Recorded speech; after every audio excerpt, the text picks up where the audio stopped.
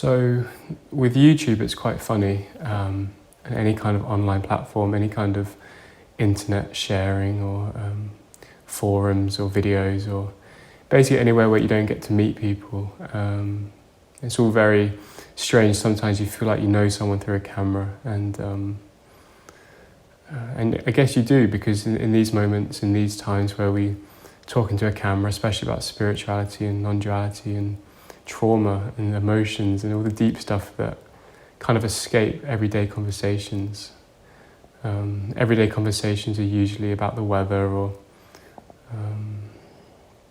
what you're eating tonight, maybe something about your job or something, but very few conversations in daily life will go beyond the veil of what we're all thinking, what we're all feeling. And these kind of things, I just want to appreciate that, we have a community where people are ready to dive into reality, dive into themselves, their shadows, their identities, everything that they're scared of and everything that the rest of the world are running from.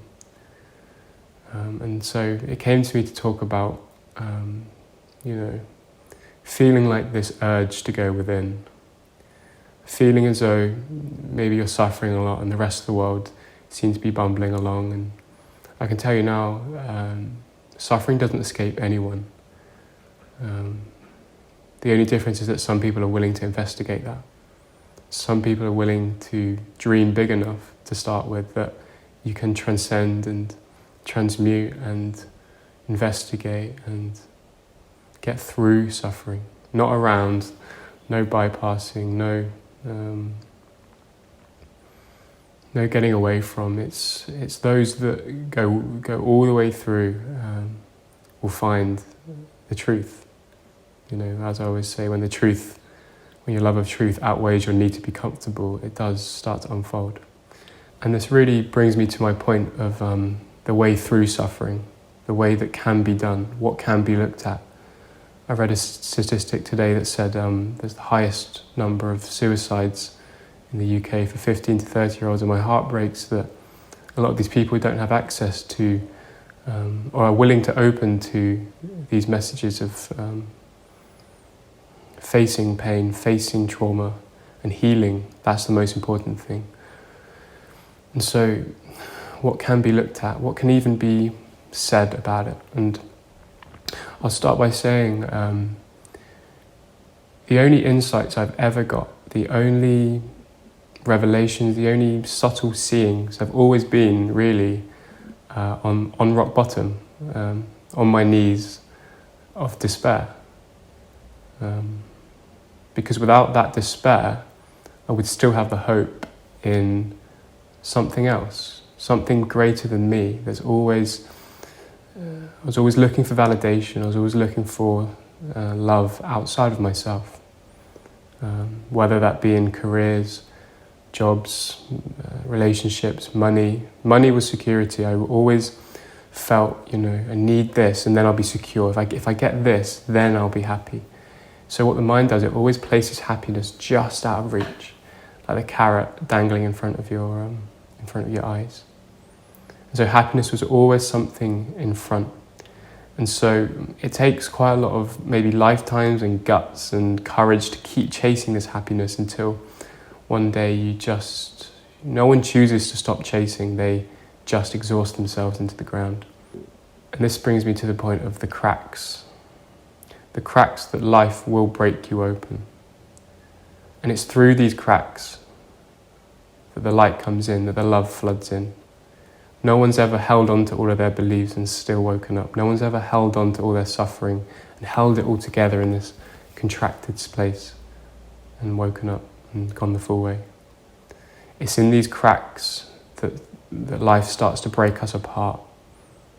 Because it's the us, it's the me, it's the I that breaks apart that was the suffering.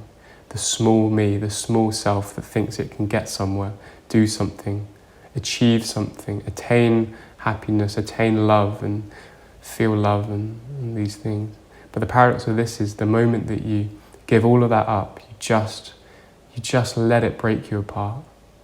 You let it just crumble. All of the things you thought you were, all the solidity to yourself, the stable ground of being, this this identity that we have that needs security and validation. It's so heavy to carry eventually.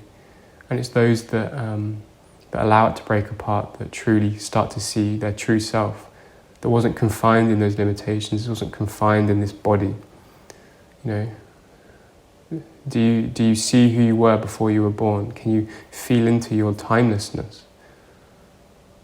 Who you truly are has never even had the ability to lose or gain anything.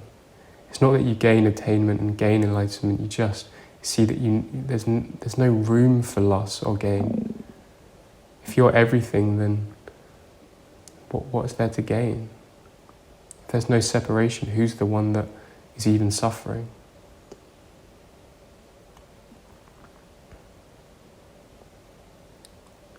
So allow life to break you down. It's this surrender which unfolds. It's on the floor of the ground, of looking for answers, where we finally exhaust ourselves.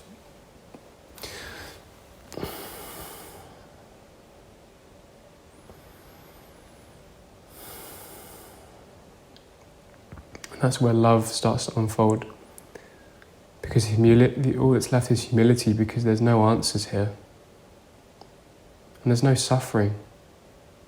There can be pain, there can be slight contractions and ongoing investigations, but the suffering can ebb away. It starts to take more effort to suffer because you see that all the lights are turned on. You see the pothole before it comes.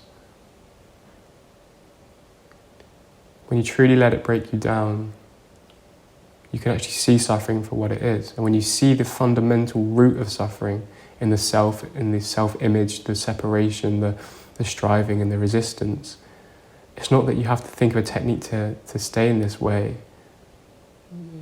You just see how it works, how it creates the illusion, and then you just stop fueling that illusion. And at the end of breaking everything apart is the peace and the silence that was always there, that surrounded that tight ball of me, and it breaks apart into the silence.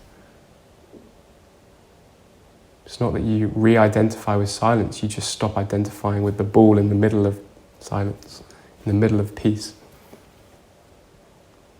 Just like the notes on a piano are held by the silence, you no longer invest your happiness and identity in the notes of the piano. You see that, you know, the silence gave noise, gave life to these piano notes. Without it, it would just be a block of sound.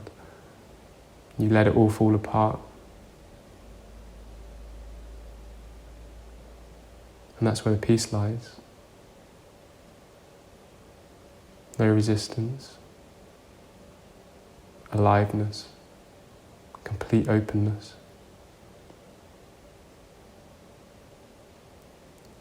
That's where the small I, the small me dissolves, or its illusion dissolves.